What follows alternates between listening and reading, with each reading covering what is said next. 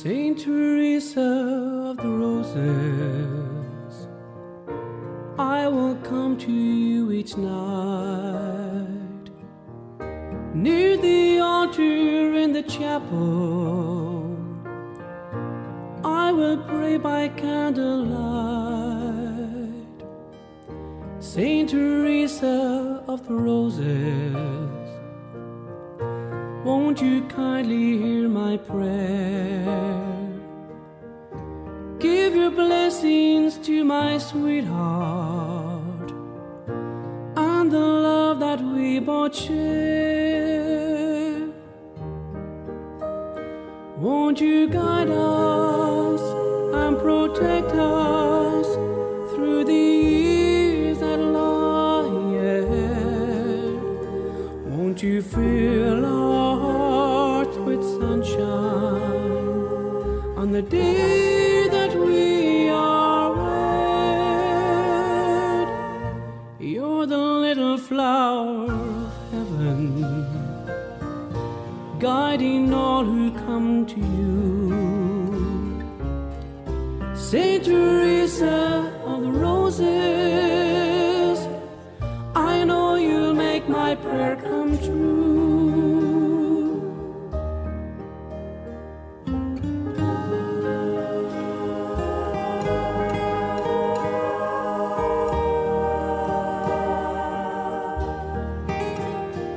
Won't you fill our hearts with sunshine on the day that we are wed? Sister Teresa nsellimlek u nilqek għall-programm ieħor Santa Teresa tal-Bambin Ġesu tallimna l-paċi miegħek.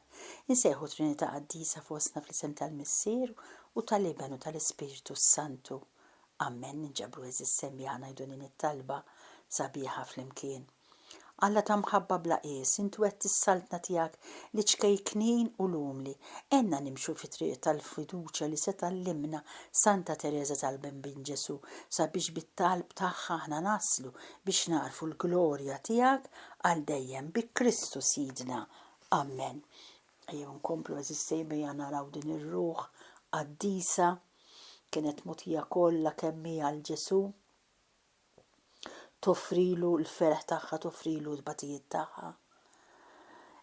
Kienet qed turina l-aħħar darba x-xewqa li tidħol fil-Karmelu ta' 15-il sena, imma ġarbet ħafna, l-iva tal-Missier ferraħa, il-le tazziju imma mbagħad l-iva li huwa qal. Il-le tas-Superjur li kellu x'jaqsam mal-Karmelu li maċċettajiex. Issa se naraw tkompli biż-żjara tagħha lejn l-isqof. Tajt din Teresina, żgur li kienet biss li mħabba għal Ġesu li se tettenni neleb dan it-tfixkil kollu u dak li kienet irid jiġi għax lil Ġesu oġbu li jġelni nixtri il-vokazzjoni tiegħi b'tiġrib tassew kbir.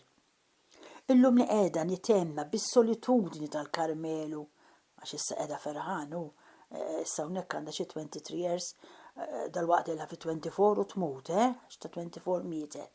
Kolni misriħa f'del dak li kont nixtieq bħeġġa kbira. Insib li ħallas ftit wisq għall-ferħ tiegħi u ninsab lesta ninħabba twiċċi ma' tiġrib wisq akbar biex nikseb dan il-ferħ li kieku ma kienx diġà għandi.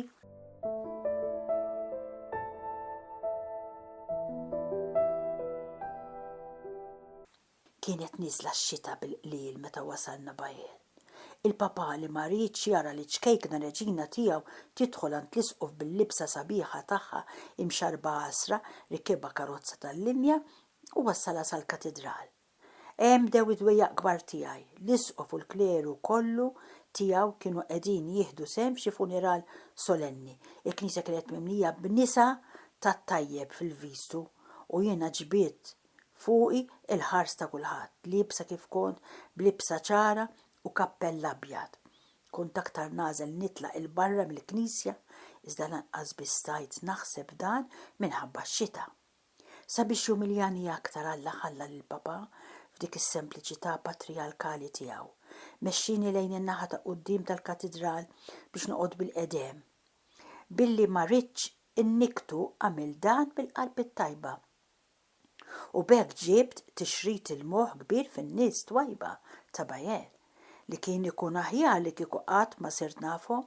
Fl-aħħar stajt nieħu ftit tan-nifs bil-kwiet kollu f'kappella żgħira ta' wara l-art tal-Maġġur u bqajt hemm għal żmien twil nitlob bil-ħeġġa u nistenna li tiqa' ix-xita biex inkunu nistgħu noħorġu mill-katedral. Aħna ħerġin il-Papa faħħar u riedni nara sewwa iżbuħija tal-binja tal-Knisja li issa kienet vojta deret wisq akbar.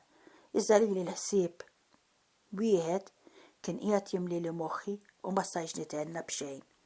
Morna dritt għand ir-Reverendu Reveronni li kien marraf minn qabel dan bil-wasla tagħna għax kienu nnifsu li għażel il-jum tal-vjaġġ iżda dan ma kienx hemm. Kellna noqogħdu nduru ma' triqat tal-Bert, ħaġa li lili derit li taswit il-qalb kbir. Fl-aħħar reġgħna lura qrib il-palazz tal-Isqof u l-Papa daħħalni f'lukanda sabiħa fejn jien ma milx ġieħ lill-ikel mill-aqwa li tawni. Dan l-imsejkin missier wara miegħi ħlewwa li bil-kemm titwemmen għalli sabiex ma nħossniex imnikta għax żgur li l-Isqof kien sejjer jaqbel miegħi. Wara li srajna ftit erġajna morna għand ir-Reverendu fl-istess ħin wasal għandu raġel ieħor iżda l-Vigarju Ġenerali qallu bil-Pulit biex joqgħod jistenna daqsxejn waqt li lilna daħħalna qablu fl-istudju tiegħu. Dan ir-raġel imsejken kellu ħin twil xi jiddejjaq jistenna għax iż-żjara tagħna ħadet fit-tul. Dan ir-Reverendu ġieb ruħu magħna tajjeb ħafna, iżda naħseb li lan tal-vjaġġ tagħna ħalleh mistaġeb bosta wara li ħares li jabid bis-sima u wara li għamilli xi mistoqsijiet qal jien se ndaħħalkom quddiem l-Isqof. Ikolkom it-tjubija li timxu miegħi. Meta ra dmuħ f'għajnejja żied. Qiegħed nara djamanti qed jgħid dmuħ. Jeħtieġ li ma turihomx lill-Isqof. Għaddiena minn qatt sewwa ta' kmamar b'ritratti tal-isqijiet imdendlin mal-ħitan tagħhom. Meta rajtni f'dawn is-swali kbar ħassejtni bħal nemla żgħira u msejkna u staqsejt lil nifsi x'kont sejra nażżarda ngħid lill-Isqof. Dan kien bejn żewġ saċerdoti jimxu hawn u lejn f'gallerija. Rajt lir-Reverendu Revereni jgħidlu xi kliem u jerġa' lura miegħi fejn konna qegħdin nistennew aħna fl-istudju tiegħu.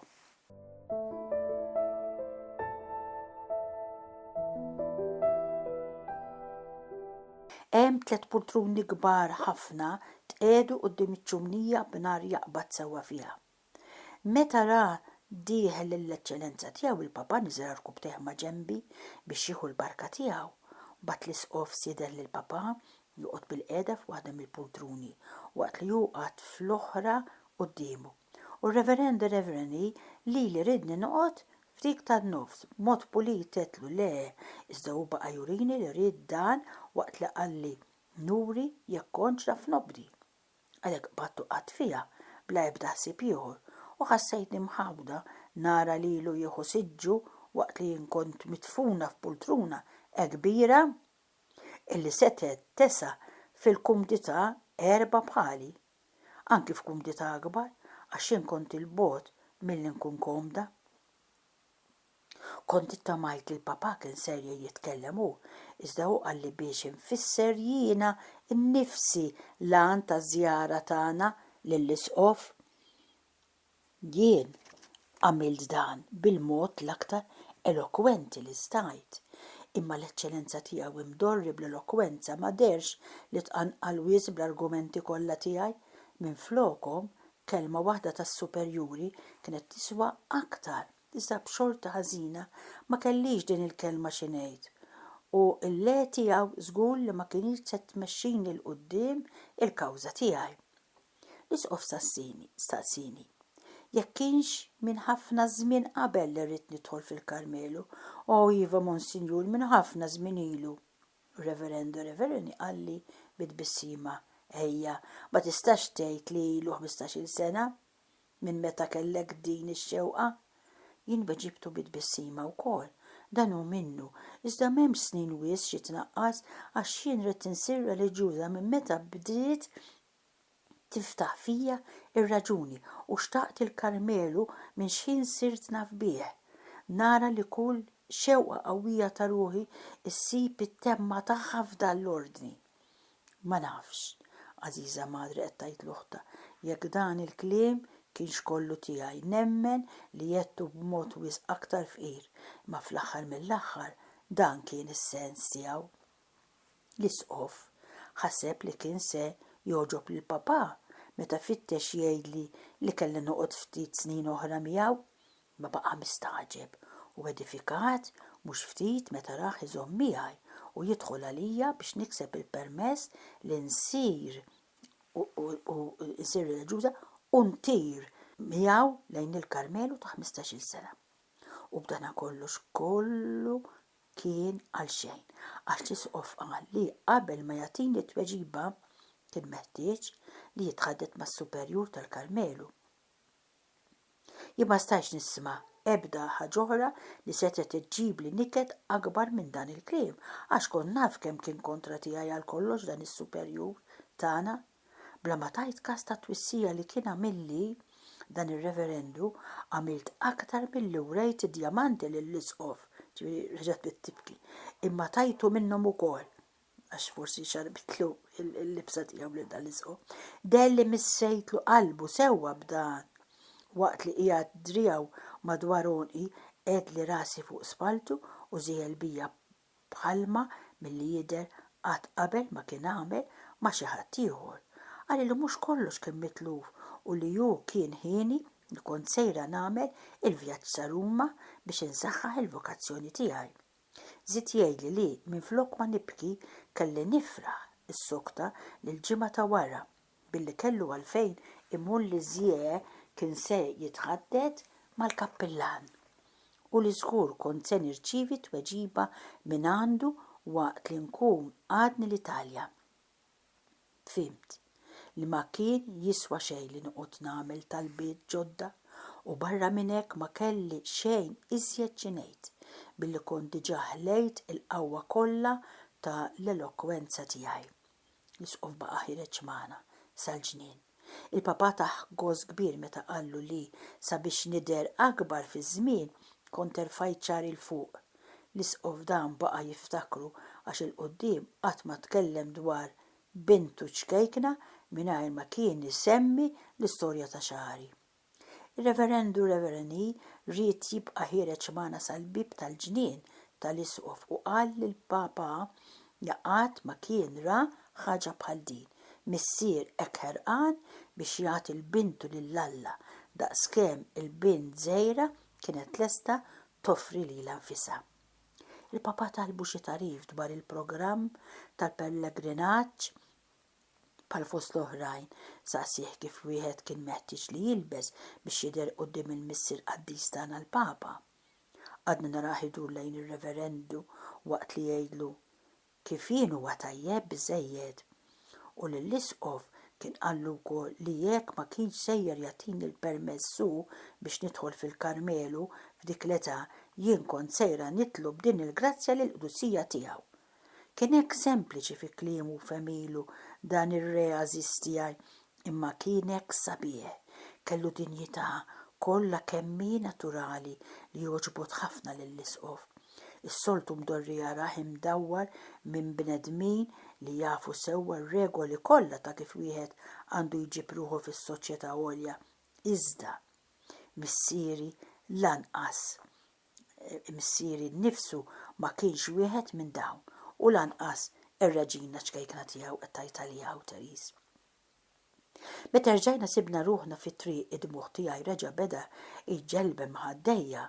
Mhux minħabba n-niket tiegħi daqskemm minħabba li rajt li l-Għażiż missieri kellu jagħmel vjaġġ għal xejn u kien għamilha fatta li kien se jibgħat telegramma lill-Karmelu biex iħabbar it-tweġiba tajba tal-isqof.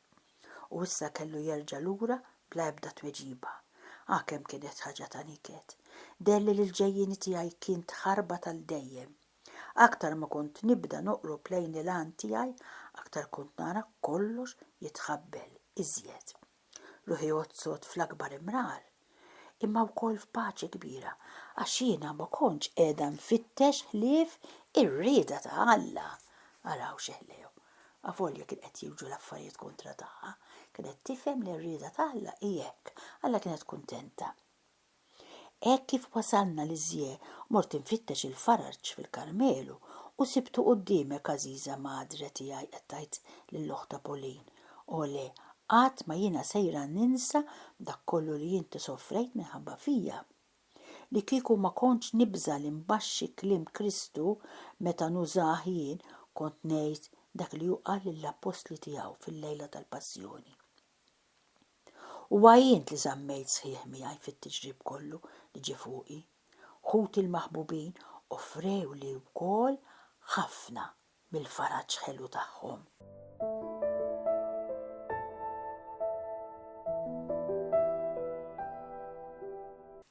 Qed issemmi issa ħanibdew kapitlu 6 li għandu t-titlu ta' il-vjaġġ fl-Italja. U meta marru dan il-vjaġġ huma marru bħala pellegrinaġġ li skop kien biex ikellmu biex anka tajt lill-Papa bix-xewqa tagħha.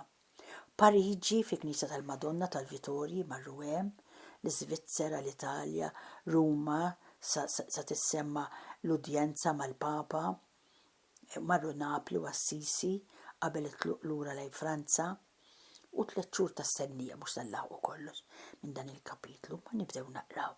Tajdinna 3 ijiem wara l-vjaġġ sabqajje kelli nagħmel ieħor wisq itwal. Dak sal-Belt Eterna. Xi vjaġġ kien li għallimna ħafna aktar minn snin sħaħ ta' studju. Urini l-fruwa ta' dak kollu li jgħaddi, li kollox huwa fruwa u ġiri wara r-rieħ taħt ix-xemx. B'dana kollu rajt ħwejjeġ tas-sew sbieħ. Ikkontemplajt il-leġobijiet kollha tal-arti u reliġjon fuq kollox irfis l-istess art li kienu mxew fuq l-apostli. L-art imsoqqija bid-demm tal-martri u ruħi twesset bil-kuntatt mal-ħwejjeġ qaddisa.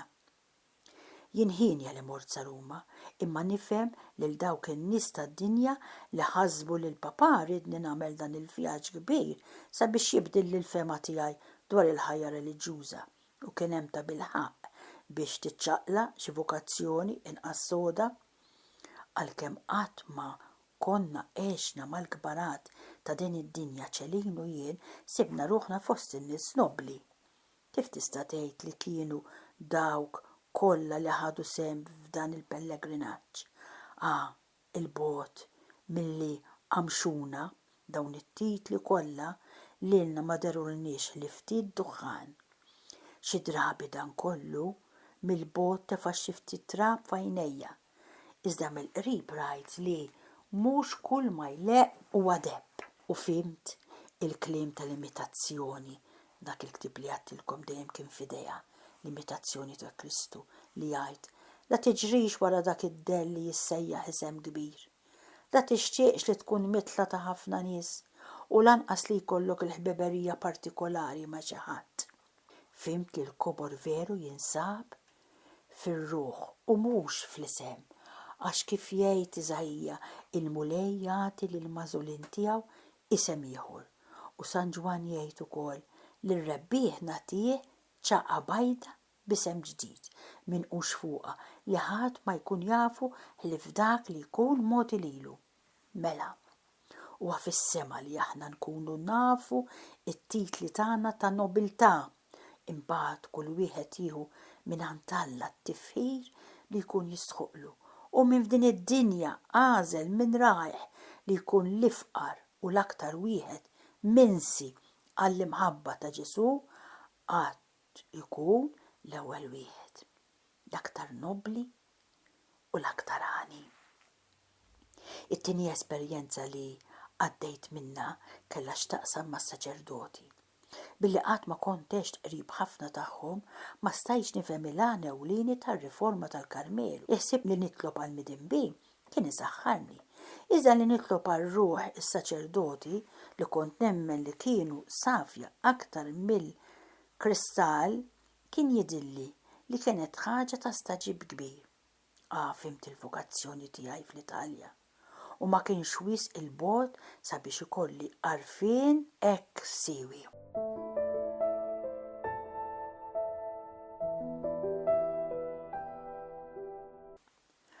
Għal xahar għext ma' ħafna saċerdoti qaddisa u rajt li jekk id-dinjità kbira tagħhom tollihom il fuq mill-anġli b'dana kollu huma bnedmin dgħajfa u li jistgħu jonqsu. Biex nifhmu sewwa dan il-kliem tal-qaddisa jeħtieġ insommu quddiem għajnejna l-qima kbira li biha kien meqjum is-saċerdot fil-familja Marten. Speċjalment il-missier kellhom qima kbira lejn is-saċerdoti u din il-qima għandha tkun tagħna wkoll. Nafu li kull bniedem huwa midneb, imma rridu ikollna qima kbira lejn is-saċerdoti. Jekk xi saċerdoti qaddisa li Ġesu fl-Evanġelu jsejjaħ il-melħ tal-art juru fl-imġiba tagħhom li għandhom ħtieġa kbira tat-talb, x'għandna ngħidu għal dawk li huma berdin. Ġesu ma qalx ukoll jekk il-melħ jaqta' biex jerġa' jieħu t-toma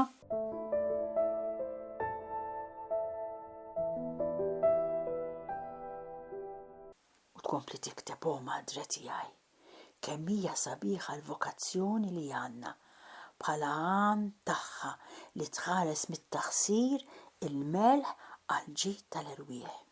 Din hija l-vokazzjoni tal-Karmelu, la darba lan weħdini tat-talb tagħna u tas-sagrifiċċji tagħna huma li nkunu appostli tal-apostli billi nitolbu għalihom waqt li jkunu qegħdin jevanġelizzaw l-irwieħ bi kliemhom u fuq kollox bl-eżempji tagħhom.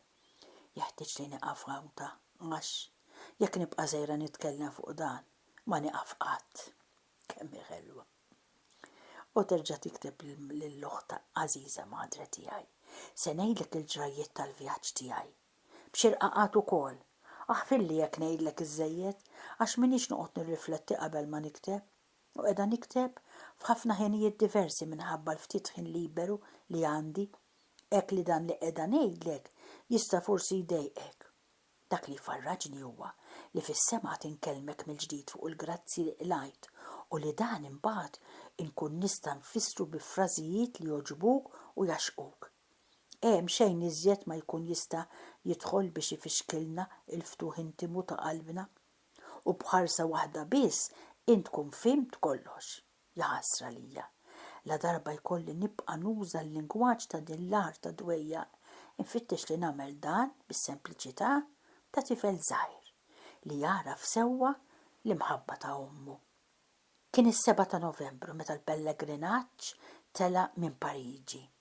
Imma l-papà ħadna hemm xi ftit jiem qabel sabiex jara li nżuru din il-belt. Filgħodu fit-tlieta samt il-belt tal-Iżjel li kienet għadha rieqda. Ħafna ħsibijiet ħallew l-effetti tagħhom f'ruħi f'dak il-waqt. Ħassejt li kont sejra lejn dak li ma kienx magħruf u li ħwejjeġ bar kienu qegħdin jistennewni hemm. Il-papà kien ferħan meta l-ferrovija bdiet mixja beda janni ir-ritornell qadim, gerbeb karozzella aħna qegħdin fi triq miftuħa. Wasalna Pariġi qabel nofsinhar u mill-ewwel bdejna nżuru din il-belt.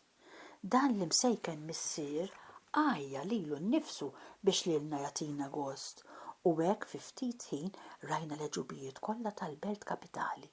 Ngħid għalija ma sibx li ħaġa waħda biss li għaxqitni u din il-ħaġa tal-ħaġeb kienet sitna tal-Vittorji. Għax marret hemm dak li ħassejt f'riġleha. Il-Madonna qed tgħid ma nistax infissru bil-kliem.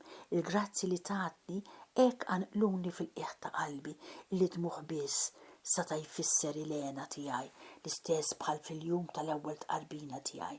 Il-Verġni mbirka għamlet li nħoss li kienet ta' bil-ħaqi li kienet bismitli u fejqitni.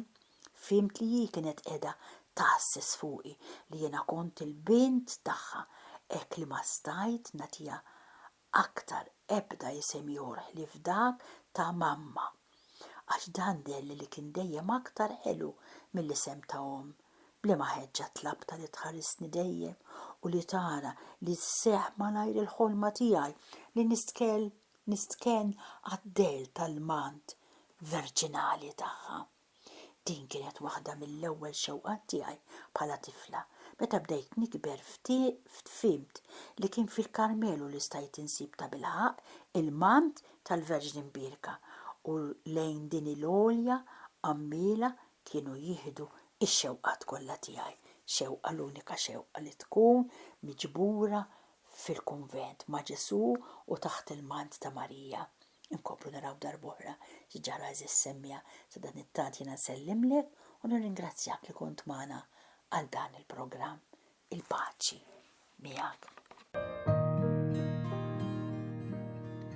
Saint Teresa of the Roses, I will come to you each night, near the altar in the chapel.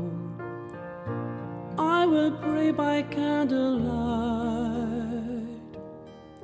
Saint Teresa of the Roses, won't you kindly hear my prayer? Give your blessings to my sweetheart and the love that we both share. Won't you guide us and protect us through the years that lie ahead? Won't you fill our hearts with sunshine on the day that we are wed? You're the little flower of heaven, guiding all who come to you. Saint Teresa of the Roses, I know you'll make my prayer come true.